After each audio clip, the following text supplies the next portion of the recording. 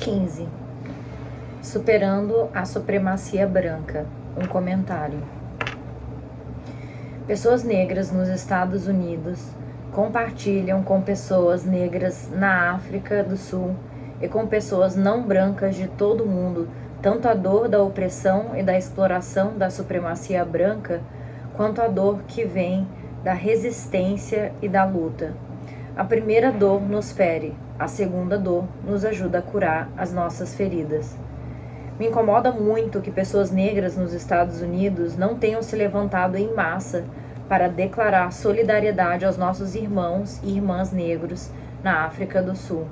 Talvez um dia, em breve, no aniversário de Martin Luther King, por exemplo, iremos adentrar as ruas a certa hora, onde quer que estejamos, para permanecer por um momento nomeando e afirmando a importância da libertação negra.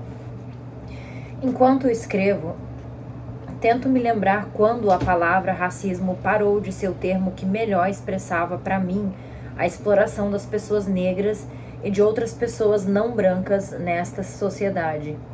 E quando comecei a compreender que o termo mais útil era supremacia branca. Com certeza foi um termo necessário quando confrontado com atitudes liberais de mulheres brancas ativas no movimento feminista que eram diferentes de suas ancestrais racistas. Mulheres brancas que no começo do movimento pelos direitos das mulheres não desejavam nem mortas aliarem-se a mulheres negras. Na verdade, essas mulheres pediam e queriam a presença de mulheres negras. Porém, quando presentes, o que víamos era que desejavam exercer o controle sobre os nossos corpos e pensamentos como haviam feito suas ancestrais racistas. Que essa necessidade de exercer poder sobre nós expressava o quanto elas tinham internalizado os valores e as atitudes da supremacia branca. Pode ter sido esse contato, ou contato com companheiros brancos professores de inglês que queriam muito ter uma pessoa negra no departamento deles, desde que essa pessoa pensasse e agisse como eles, compartilhasse seus valores e crenças, não fosse diferente, que me obrigou primeiro a usar o termo supremacia branca para identificar a ideologia mais determinante da maneira como pessoas brancas, independentemente da inclinação política de direita ou esquerda, percebem e se relacionam com pessoas negras e pessoas não brancas nesta sociedade. É o bem pequeno, mas bastante visível movimento liberal, abertamente distante da perpetuação da discriminação racista, da exploração e da opressão de pessoas negras, que com frequência mascara o quanto a supremacia branca está completamente difundida nesta sociedade, como ideologia e também como comportamento. Quando liberais brancos falham em compreender como podem incorporar ou incorporam valores e crenças da supremacia branca, embora não adotem o racismo como preconceito ou dominação, especialmente a dominação que envolve o controle coercivo, não conseguem reconhecer o modo pelo qual suas ações apoiam e afirmam a própria estrutura de dominação e opressão que declaram desejar ver erradicada. Do mesmo modo, supremacia branca é um termo muito mais útil para compreender a cumplicidade de pessoas não brancas em sustentar e manter hierarquias raciais que não envolvem força, como por exemplo na escravidão e no apartheid, do que o termo racismo institucionalizado, um termo mais utilizado para sugerir que pessoas negras têm absorvido atitudes e sentimentos negativos sobre a negritude mantido por pessoas brancas. O termo supremacia branca nos permite não só reconhecer que pessoas negras são socializadas para incorporar os valores e as atitudes da supremacia branca, mas também que podemos exercer controle supremacista branco sobre outras pessoas negras. Isto é importante, pois diferentemente do termo Pai Tomás, derivado de uma interpretação pejorativa do livro A Cabana do Pai Tomás, que carregou consigo o reconhecimento da cumplicidade e do racismo internalizado? Uma nova terminologia deve adequadamente nomear a maneira como nós, pessoas negras, diretamente exercemos poder umas sobre as outras quando perpetuamos as crenças da supremacia branca, falando sobre as perspectivas cambiantes com relação à identidade negra. A escritora Toni Morrison disse numa entrevista: agora as pessoas escolhem as suas identidades. Agora as pessoas escolhem ser negras. Neste momento histórico, quando algumas poucas pessoas negras não mais experimentam o apartheid racial e o racismo brutal que ainda determinam a sina de muitas outras pessoas negras, é mais fácil para alguns aliar-se politicamente ao grupo racista branco dominante. A assimilação é a estratégia que tem fornecido legitimação social para essa mudança na lealdade. É uma estratégia profundamente enraizada na ideologia da supremacia branca, e seus defensores incitam pessoas negras a negar a negritude, a imitar pessoas brancas racistas para melhor absorver os seus valores, a sua maneira de vida. Ironicamente, muitas mudanças na política social e em atitudes sociais que antes eram vistas como formas de pôr fim à dominação racial têm servido para reforçar e perpetuar a supremacia branca. Isso é verdade, especialmente na política social, que encoraja e promove a integração racial. Dada a contínua força do racismo, a integração racial, traduzida em assimilação, serve, sobretudo, para reforçar e manter a supremacia branca. Sem um movimento ativo contínuo para acabar com a supremacia branca, sem uma luta contínua de libertação negra, não é possível existir nos Estados Unidos nenhum ambiente social que verdadeiramente apoie a integração. Quando pessoas negras entram em contextos sociais que permanecem imutáveis, inalteráveis, não despidos da estrutura da supremacia branca, nós nos sentimos pressionados a nos assimilar. Somos recompensados pela assimilação. Pessoas negras que trabalham ou socializam em ambientes predominantemente brancos, cuja própria estrutura é configurada pelos princípios da supremacia branca e que ousam afirmar negritude, amor pela cultura e identidade negra, fazem-no sob grande risco. Devemos continuamente desafiar, protestar, resistir, enquanto trabalhamos para não deixar nenhuma lacuna na nossa defesa que permita sermos esmagados. Isso é especialmente verdade em ambientes de trabalho, onde recorremos o risco de ser demitidos ou de não receber merecidas promoções. Resistir à pressão de se assimilar é uma parte de nossa luta para acabar com a supremacia branca. Quando converso com o público ao redor dos Estados Unidos sobre questões feministas de raça e gênero, o meu uso do termo supremacia branca sempre gera uma reação, normalmente de natureza crítica ou hostil. As próprias pessoas brancas, e mesmo algumas não brancas, insistem que esta não é uma sociedade de supremacia branca, que o racismo não é nem de perto o problema que costumava ser. É absolutamente assustador ver pessoas argumentarem com veemência que o problema do racismo foi solucionado, que tem havido mudança. Embora seja verdade que a natureza da opressão e da exploração racista mudou desde o fim da escravidão e que a estrutura de apartheid das leis de Jim Crow mudou legalmente, a supremacia branca continua moldando as perspectivas sobre a realidade e configurando a posição social de pessoas negras e de todas as pessoas não brancas. Não há nenhum lugar em que isso é mais evidente do que no ambiente universitário. E frequentemente são as pessoas liberais nesses ambientes que não estão dispostas a reconhecer essa verdade.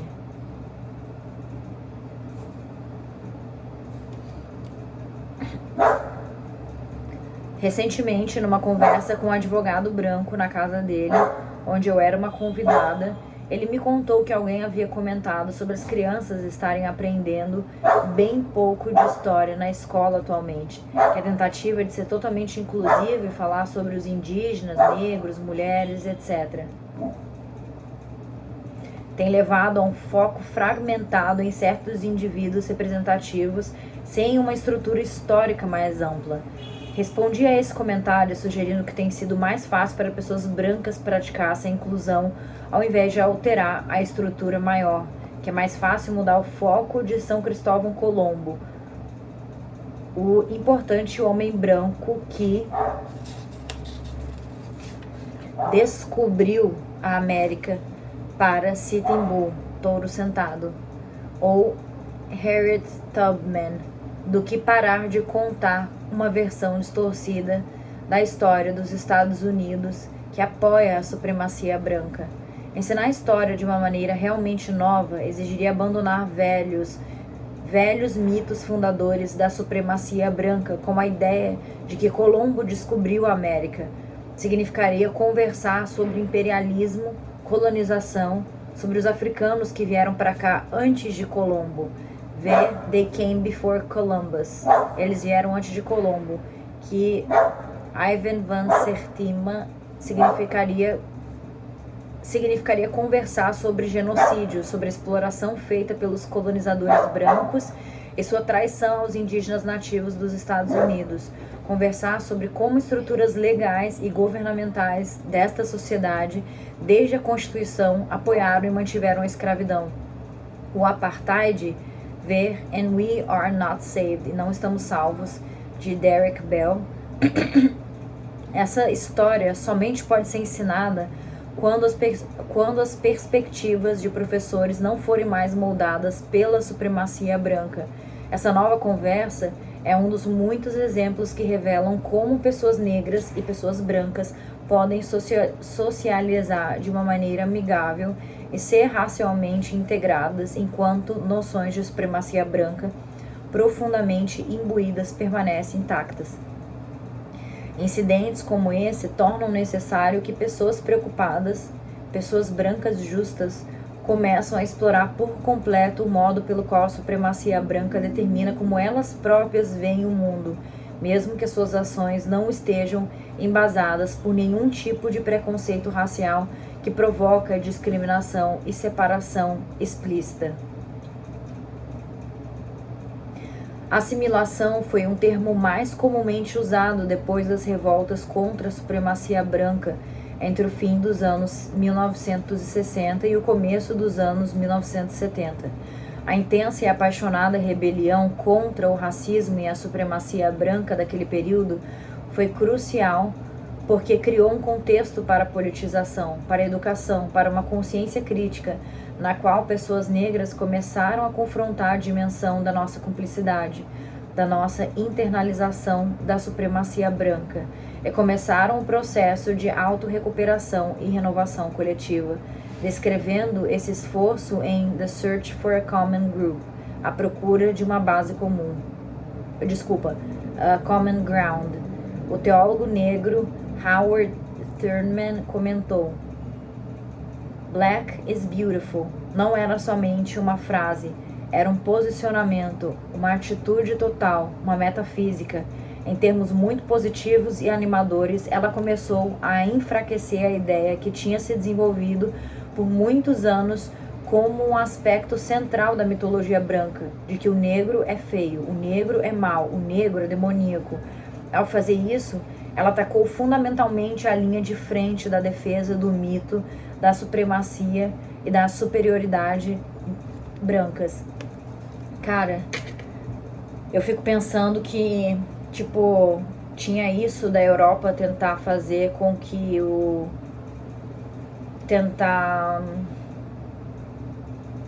como é que fala?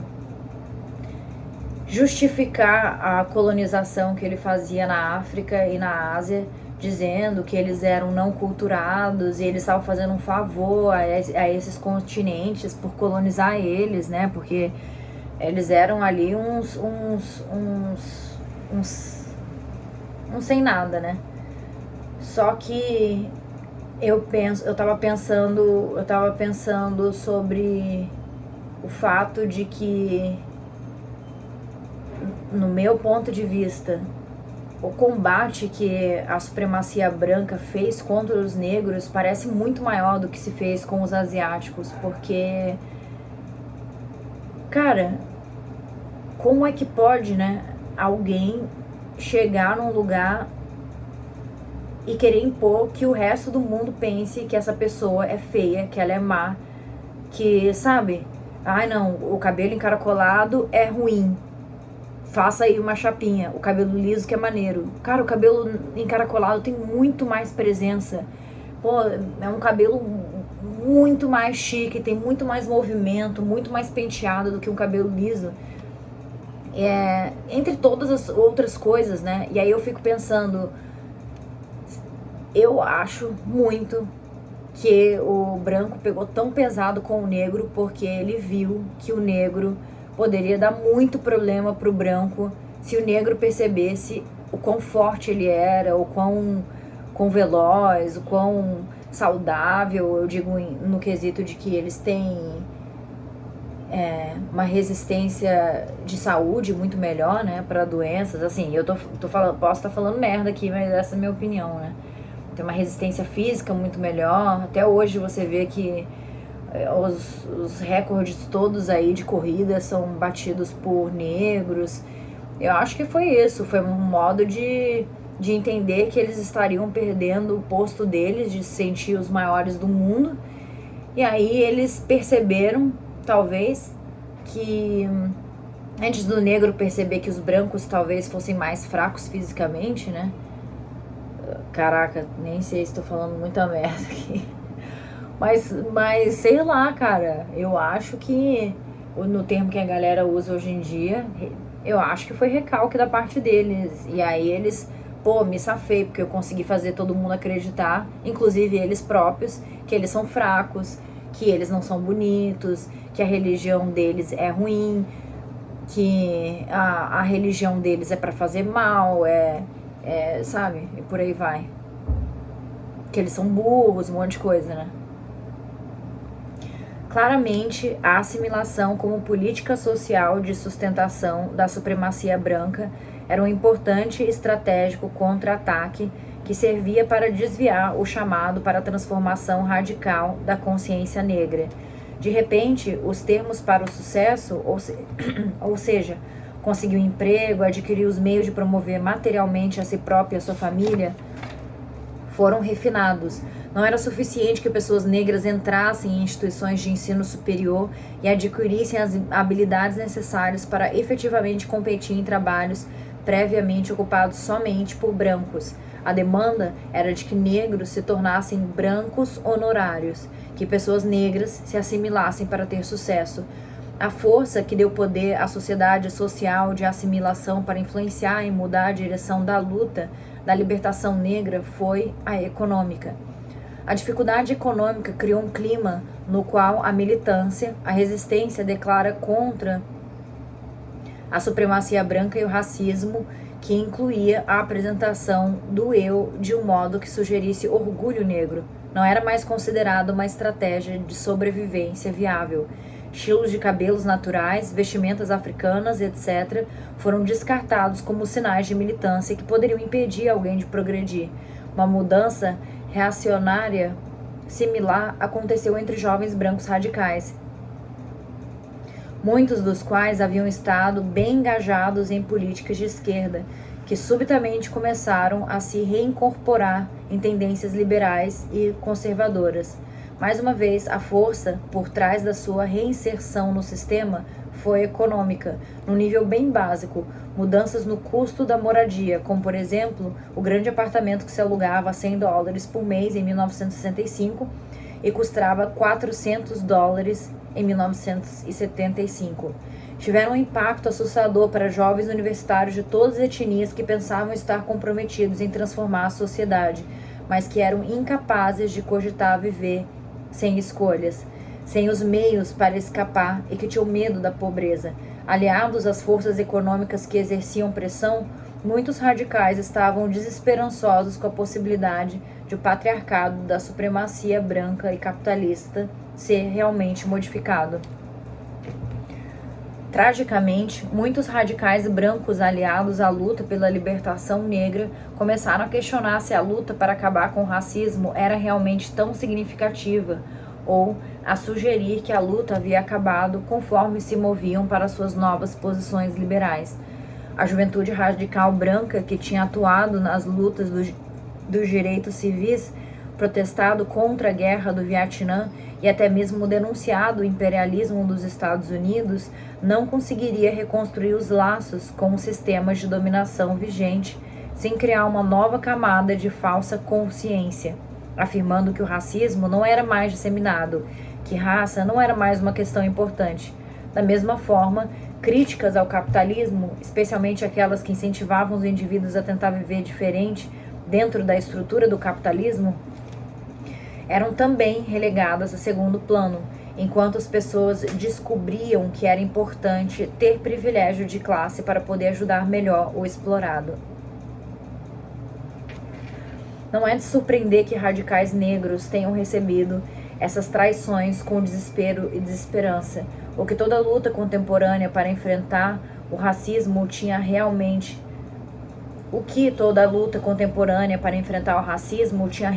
alcançado. O que significou ter tido esse período de questionamento radical da supremacia branca, do Black is Beautiful, para testemunhar poucos anos depois o sucesso de corporações brancas na produção em massa de cosméticos para alisar o cabelo negro?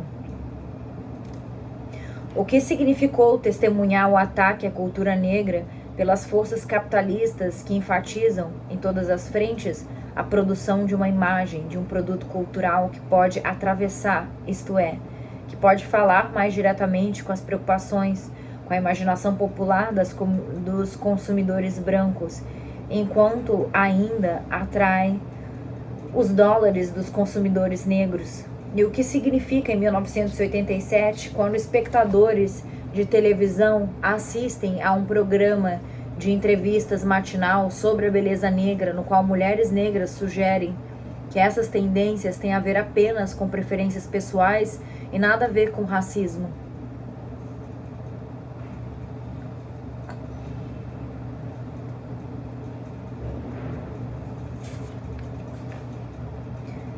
E o que significa em 1987, quando espectadores de televisão assistem a um programa de entrevista matinal sobre beleza negra, no qual mulheres negras sugerem que essas tendências têm a ver apenas com preferências pessoais e não a ver com racismo? Caraca, era exatamente isso que eu estava falando o outro dia com amizades, que eu estava falando, na verdade, sobre pintar a unha. Que algumas amigas minhas dizem que pintam a unha ali na correria, tá se arrumando para sair no sextou, no rolê, para beber uma. E aí a pessoa na correria faz a unha ali porque ela se sente melhor assim, com a unha feita. Não é que se ela fosse a unha feita, ela vai se sentir desleixada, mas ela vai se sentir melhor. Eu genuinamente me sinto melhor com a unha feita. E daí a mesma coisa em relação ao cabelo que é encaracolado e você alisa ele, porque eu genuinamente me sinto melhor com o cabelo liso. Mas aí como é que a gente vai saber que é a gente que se sente genuinamente melhor de um X jeito, se toda vez que a gente vê um exemplo de beleza na TV, na revista, nos Instagrams, em quem se usa para ser modelo, em quem se desfila na passarela, em quem se escolhe para, sabe, como exemplo de beleza, a pessoa tá de unha feita, a pessoa tá de cabelo liso, a pessoa tem o nariz fino, a pessoa é magra. Como é que a minha cabeça vai entender que o oposto disso é bonito se só isso é usado como beleza? Então, é claro que você vai se sentir melhor, porque você sente que você está correspondendo com o que é belo, com o que seu subconsciente aprendeu que é belo. É isso, né? As negras sugerem que são preferências pessoais. A nossa preferência é criada de acordo com a sociedade que nós nascemos, com a cultura em que nós fomos criados. Então, você não muda a sua preferência da cultura onde você nasceu. Isso não vai acontecer naturalmente, não vai. Porque você foi ensinado a pensar da maneira, da região que você nasceu, né? Do país, da cultura que você nasceu. Você foi alfabetizado a enxergar o mundo através da sua cultura. Isso só vai mudar se você parar e fizer um exercício mental. E esse ponto? Hoje eu vou pegar o ponto aqui do corte de cabelo masculino, de homens com cabelo curto. É bonito, tanto homem de cabelo curto? Por que que a sociedade fez uma ditadura mundial de que homens têm cabelo curto? Eles ficam mais bonitos? Eles têm aspecto de desleixados se o cabelo deles for comprido? Por isso que todos os militares têm o cabelo cortadinho, porque isso é um sinônimo de boa apresentação. Isso quer dizer então que as mulheres de cabelo comprido não estão bem apresentadas, são desleixadas? Se você não parar e pegar coisas básicas da nossa cultura, as coisas que são sempre feitas de uma maneira, e parar, e aí, faz sentido? Isso não vai mudar, não vai, nunca, não vai. Porque isso é igual a gente nascer aprendendo que a Terra é redonda. A menos que você pare para pensar se ela é plana, que não é, né? Mas eu tô falando assim, eles devem ter, nossa, sou grandioso, vou parar aqui e vou refletir que ela é plana. Usei um péssimo exemplo. Ai, meu Deus, usei um péssimo exemplo, mas foda-se, é isso, entendeu, né? É isso. Quando espectadores testemunham um homem branco privilegiado, Phil Donahue, balançar a cabeça e tentar persuadir o público a reconhecer a realidade do racismo e a implicação dele na vida das pessoas negras. O que significa quando muitas pessoas negras dizem que do que mais gostam no programa do comediante negro Bill Cosby é que há pouca ênfase na negritude, que eles são só pessoas. Eu vi de novo na reportagem do Noticiário Nacional que crianças negras preferem brincar com bonecas brancas ao invés de bonecas negras. Todas essas narrativas populares nos lembram de que nós ainda não estamos salvos, de que a supremacia branca prevalece, de que a opressão racista e a exploração que diariamente agride corpos e espíritos de pessoas negras na África do Sul também agride as pessoas negras dos Estados Unidos. Nossa, eu lembrei aqui que falou aqui, né, que o comediante negro, ele trata os negros sobre iguais, porque não fica falando dos negros, né? Tipo, passa despercebido o negro ali, o negro, branco, tanto faz. E ele é um negro, deixando o negro passar batido. Conclusão, que eles acham que o negro acha isso bonito. Aí me lembrou de uma argumentação que eu escutei muito de colegas negros do trabalho falando sobre sistema de cota, que eles são contra. Que na verdade isso é falar que o negro é burro. Porque o negro, que é bom mesmo, não precisa de ajuda do Estado. Que foda-se, né? O nosso passado escravagista, que se ele for inteligente, ele vai ser esforçado, ele vai chegar lá na prova do Enem, do supletivo, e vai tirar a mesma nota do branco, que o governo inteiro está há séculos a favor dele, e que isso, para começar, o branco que está no Brasil, ele provavelmente já veio de uma família privilegiada para o nosso país. E aí eles já tinham posses, e eles são ainda os mesmos nomes, são as mesmas famílias, os mesmos sobrenomes, que continuam sendo os donos, né? Que continuam tendo posse de tudo. Você vê, os imóveis da galera por aí, de séculos na Zona Sul, etc., são todos de geração e são todos de gente branca. O que hoje o cara branco, filho dessa geração, e tem para garantir? Ele tem para garantir que se ele, no tempo dele, não encontrou a profissão dele, ele já tem 30 anos, ele tá desempregado, ele mora aqui no mesmo prédio que eu. E aí ele tem um apartamento que os pais dele deram para ele. Agora, Qual é a herança que o negro hoje, que tivesse o negro, o não branco, né? Que o negro e o não branco do Brasil, qual é o patrimônio que ele tem? Ele pode falar que, vou fazendo aqui meus cursos, não tô me sentindo realizado. Não vou ceder esse trabalho para ganhar só X. Não, isso é me desvalorizar. Vou ficar sem trabalhar. Qual é o apartamento que ele tem para viver enquanto ele deixa a vida passar aos 30 anos de idade? Você entende? É uma coisa completamente diferente, mas eu já mudei a história que eu tava contando, né? Aí beleza. Aí ele falou que ele, se fosse para um hospital, não ia querer ser atendido por um médico de cota, que passou na cota, que ele, negro, queria ser atendido por um médico branco. Aí eu falei, não é possível, né? Porque você sabe que o sistema de cota é só para nivelar as oportunidades que gerações de brancos vêm tendo em relação os desprivilégios que os negros e os não brancos têm, né, no Brasil. Beleza.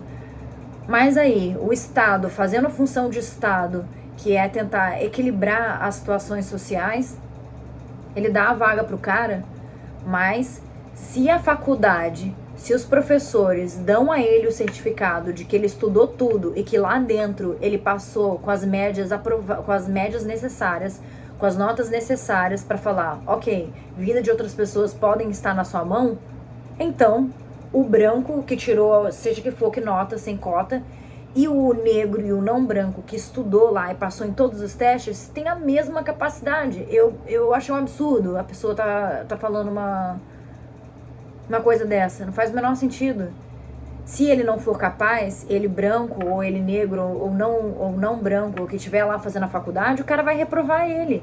E ele estando reprovado, ele não tem a capacidade, ou tem desejo de quem for. Mas se ele passou, se ele adquiriu todo o conhecimento, se ele consumiu todo o mesmo conhecimento que aquele branco, que tirou a melhor nota que entrou no curso, e os dois, se o professor, se aquela instituição falou, olha, você passou, você provou que tem o conhecimento necessário, você fez ali aquelas aulas práticas, né, que eles fazem para se formar, toma, você pode virar médico. Pô, aí ele pode virar médico, não vai mais acreditar nas instituições, sabe? Vai meter um racismo do nada e falar que não vai ser atendido por um negro no hospital porque ele usou cota. Cara, aí você vê, né? Tipo, é foda. É o que eu falo, tipo, o racismo, ele sem dúvida existe muito. E existe em todo mundo, porque ele é cultural no nosso país. Então, todo mundo que tenha nascido no nosso país, branco, preto, não branco, todos nós nascemos racistas no nosso país. E o nosso trabalho é tentar o quanto antes perceber onde é que ainda nós temos vestígios desse racismo e tentar nos libertar, né, desse pensamento. Não só nos libertar, mas nos revoltar contra esse pensamento e conscientizar também os nossos amigos, os nossos amados, mesmo no trabalho, sabe? Desses constrangimentos que é ser racista, porque na verdade eu acho que o constrangimento que fica pro racista é o quanto ele é ignorante, porque racismo não é nada mais do que uma crença ignorante. É acreditar em coisas que não fazem o menor sentido. É deixar de raciocinar, sabe? É isso. Eu nunca ter parado pra pensar que e se o mundo fosse invertido? E se acontecesse que os brancos fossem vitimizados pelo racismo? E se alguém falasse que, olha aquela cor desbotada, olha aquele cabelo sem enxofre nenhum que fica todo liso, olha... Aconteceu que o alvo foi decidido e nós nascemos com o alvo já decidido, mas poderia ser qualquer um, porque isso é pura invenção social, né? Conclusão, é foda, mas continuemos lendo. Esse aí já tá indo longe porque eu tô falando pra caralho.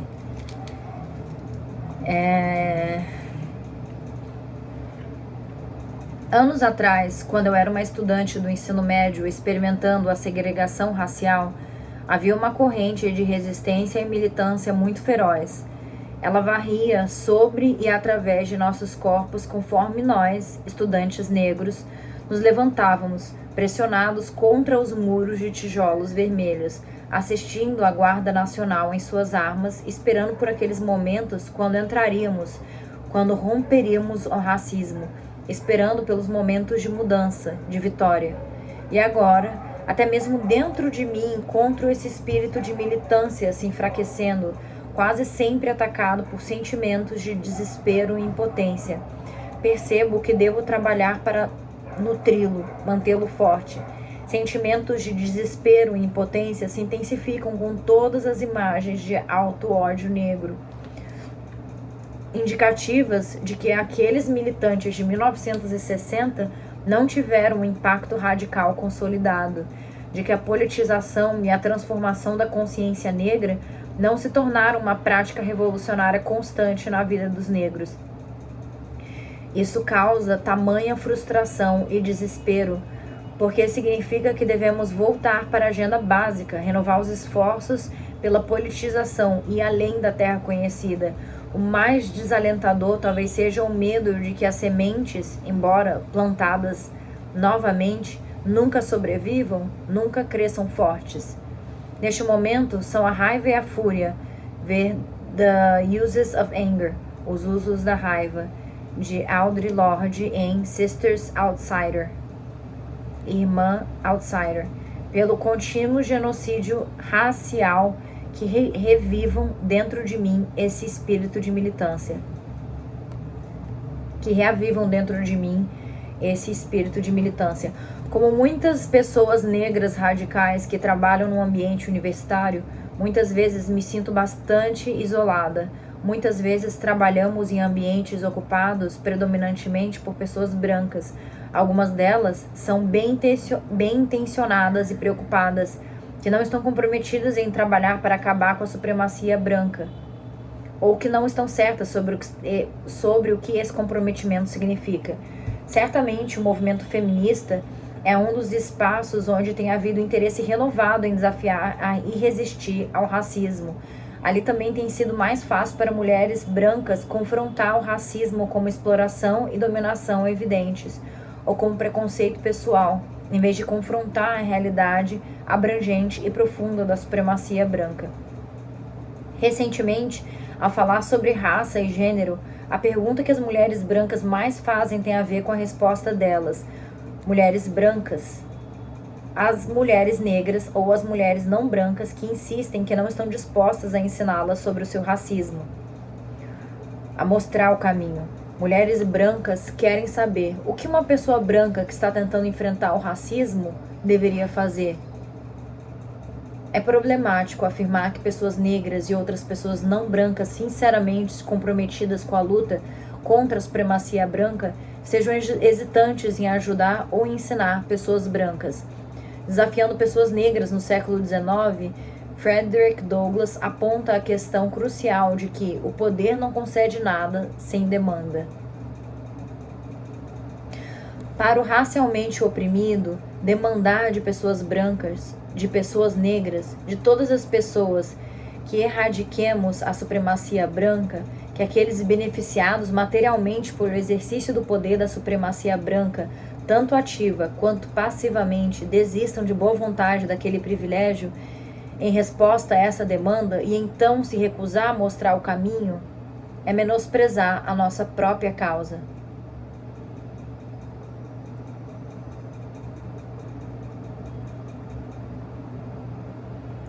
Nós devemos mostrar o caminho. Deve haver um paradigma, um modelo prático para a mudança social que inclua uma compreensão das maneiras de se transformar a consciência que esteja ligada aos esforços para transformar as estruturas. Principalmente a nossa responsabilidade coletiva como pessoas negras radicais e pessoas não brancas, e como pessoas brancas, construir modelos para a mudança social. Abdicar desta responsabilidade, sugerir a mudança como algo que um indivíduo pode fazer por ele mesmo ou ela mesma, ou em isolamento com outras pessoas brancas racistas, é absolutamente equivocado.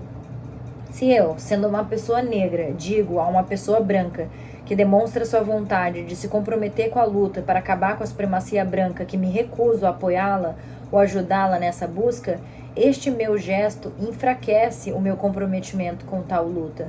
Muitas pessoas negras têm essencialmente respondido desta maneira porque não queremos fazer o trabalho pelas pessoas brancas. E ainda mais importante, não podemos fazer esse trabalho, embora pareça ser isso que nos é pedido.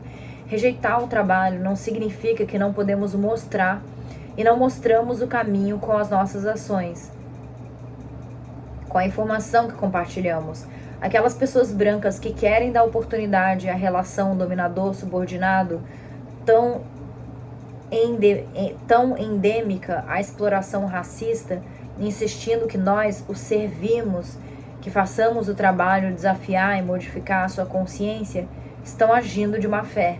Em seu trabalho, Cartas à Guiné-Bissau, Registros de uma Experiência em Processo, Paulo Freire nos lembra: a ajuda autêntica não é demais insistir, é aquela em cuja prática os que nela se envolvem se ajudam mutuamente, crescendo juntos no seu esforço comum de conhecer a realidade que buscam transformar.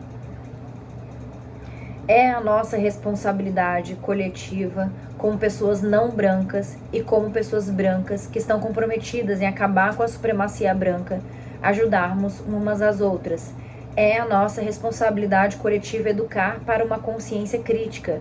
Se me comprometo politicamente com a luta pela libertação negra, a luta para acabar com a supremacia branca, não estou firmando um compromisso para trabalhar somente pelas e com as pessoas negras. Devo me envolver na luta com todos os companheiros dispostos a fortalecer nossa conscientização e nossa resistência. Ver a autobiografia de Malcolm X e The Last Year of Malcolm X, The Evolution of a Revolutionary. O último ano de Malcolm X, a evolução de um revolucionário, de George Brittman. Malcolm X é um importante modelo para aqueles de nós que desejamos transformar a nossa consciência, pois estava envolvido numa autorreflexão crítica contínua, mudando tanto as suas palavras quanto as suas ações. Ao pensar sobre a resposta negra a pessoas brancas, sobre o que elas podem fazer para acabar com o racismo, eu me lembro de um exemplo memorável, quando Malcolm X expressou seu arrependimento por um incidente com uma estudante universitária branca que lhe perguntaram o que podia fazer, e ele disse: nada. Depois ele viu que havia muito a ser feito por ela. Educar-se para compreender a natureza da supremacia branca com uma consciência crítica é um trabalho para cada um de nós. Pessoas negras não nascem neste mundo com uma compreensão inata do racismo e da supremacia branca. Ver bases culturais do racismo e da opressão do grupo, organizado por John Hodge. Nos últimos anos, especialmente entre as mulheres ativas no movimento feminista, muito do esforço para confrontar o racismo tem focado no preconceito individual. Ao mesmo tempo que é importante indivíduos trabalharem para transformar suas consciências, se esforçando para serem antirracistas, é importante lembrarmos que a luta para acabar com a supremacia branca é uma luta para mudar o sistema, a estrutura. Dodge enfatiza em seu livro que o problema do racismo não é o preconceito, mas a dominação. A fim de que os nossos esforços para acabar com a supremacia branca sejam verdadeiramente efetivos, o esforço individual para mudar a consciência deve estar vinculado, sobretudo, ao esforço coletivo de transformar as estruturas que reforçam e perpetuam a supremacia branca. Cara, o outro dia eu tava pensando sobre o tema do racismo, né? E aí eu pensei que pode ter esse problema de você querer tanto não ser racista que você começa a mentir pra você que você conseguiu desconstruir X pensamentos racistas. E eu tava pensando, cara, será que vai ser preciso fazer tipo uma sessão hipnótica onde a pessoa vai livremente me perguntando e eu, livre da minha consciência, respondo verdadeiramente perguntas que entregariam onde eu sou ou não sou racista, para eu poder, depois que voltar à consciência, trabalhar aquelas coisas.